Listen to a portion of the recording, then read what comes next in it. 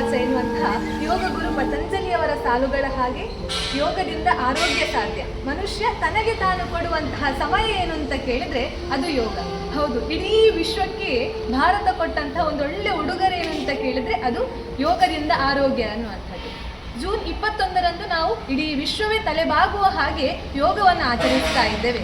ವಿಶೇಷ ಎನ್ನುವ ಹಾಗೆ ಆಯುಷ್ ಎನ್ನುವಂತಹ ಸಂಸ್ಥೆ ಸಾರ್ವಜನಿಕವಾಗಿ ಆಯೋಜಿಸಿದಂತಹ ಯೋಗ ಕಾರ್ಯಕ್ರಮಕ್ಕೆ ಇಡೀ ವಿಶ್ವದಿಂದ 4 ಲಕ್ಷ ಜನರ ನೋಂದಾವಣಿಯಾಗಿದೆ ಅಂತೆ.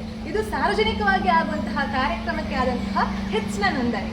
ಹಾಗಾಗಿ ಇಡೀ ವಿಶ್ವವೇ ಇಂದು ಭಾರತ ಕೊಟ್ಟಂತಹ ಯೋಗಕ್ಕೆ ನಮಸ್ಕರಿಸ್ತಾ ಇದೆ.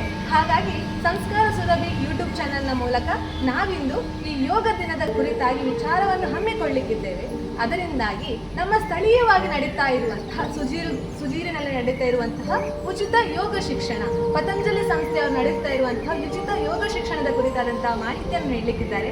ನಮ್ಮ ಜೊತೆಗಿರುವಂತಹ ದಾರನಾಥ ಕೊಟ್ಟಾರಿ ಶ್ರೀಮಾನ್ ಜಯಶ್ರೀರಾಮ್ ಇವರಿಗೆ ಸಂಸ್ಕಾರ ಭಾರತೀಯ ಜಿಲ್ಲಾಧ್ಯಕ್ಷರಾಗಿದ್ದಾರೆ. ಹೀಗೆ ಹಲವಾರು ಸಾಮಾಜಿಕ ಕಾರ್ಯಚಟುವಟಿಕೆಗಳಲ್ಲಿ ಪಾಲ್ಗೊಳ್ತಾ ಇದ್ದಾರೆ. ಇಂದು ಸ್ಥಳೀಯವಾಗಿ ನಡೆಯುತ್ತಿರುವಂತಹ ಈ ಯೋಗದ ಕುರಿತಾದಂತಹ ಮಾಹಿತಿಯನ್ನು ನೀಡಲಿಕ್ಕಿದ್ದಾರೆ. ಜೈ ಶ್ರೀರಾಮ್. ಪುತ್ತು ಗ್ರಾಮದ ನಾಣ್ಯದ ಈ ಪರಿಸರದಲ್ಲಿ ನಾವು ಕುಲಾಲ ಭವನ ಅಂತ ಈ ಒಂದು ಸಭಾಂಗಣದಲ್ಲಿ ಕಳೆದ 8 ವರ್ಷಗಳಿಂದ ನಾವು ಯೋಗ ತರಬೇತಿ ಶಿಬಿರಗಳನ್ನು ಮತ್ತು ಕ್ಲಾಸ್ಗಳನ್ನು ನಿರಂತರವಾಗಿ ನಡೆಸಿಕೊಂಡು ಬಂದಿದ್ದೇವೆ. ಮಂಗಳೂರಿನ ಪ್ರತಿಷ್ಠಿತವಾದಂಥ ಒಂದು ಯೋಗ ಸಂಸ್ಥೆ ಪತಂಜಲಿ ಯೋಗ ಶಿಕ್ಷಣ ಪ್ರತಿಷ್ಠಾನದ ಗುರುಗಳು ಅವರೇ ಇಲ್ಲಿ ಬಂದು ಇಲ್ಲಿ ಎಲ್ಲ ಪರಿಸರದ ಬಂಧುಗಳನ್ನು ಸೇರಿಸಿಕೊಂಡು ಸುಮಾರು ಒಂದು 70ಕ್ಕಿಂತಲೂ ಹೆಚ್ಚಿನ ಬಂಧುಗಳಿಗೆ ಒಂದು 30 ದಿನಗಳ ನಿರಂತರ ಅವಧಿಯಲ್ಲಿ ಮೊದಲಾಗಿ ಅವರಿಗೆ ಒಂದು ತರಬೇತಿಯನ್ನು ನೀಡಿ ಆ ಬಳಿಕ ನಿರಂತರವಾಗಿ ಕ್ಲಾಸ್ ಮುಂದುವರಿತಾ ಇದೆ.